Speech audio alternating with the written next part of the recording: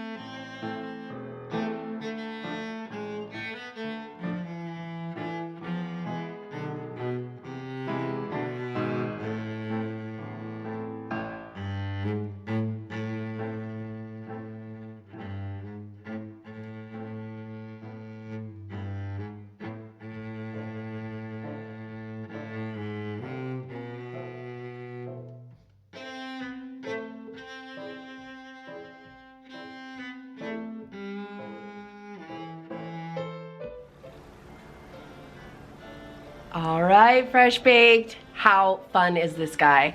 I got that little headless horseman from Disneyland itself. I just ripped it off the straw.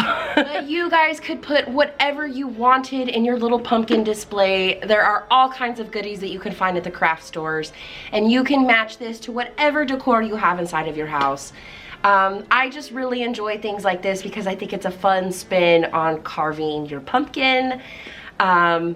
Now we can decorate inside of a pumpkin and make a little world that we want to live in ourselves. So I hope you guys enjoyed this Vlogtober. I know it was very short. I know it was very simple, but I just wanted to give you guys some more decorating ideas for your Halloween season.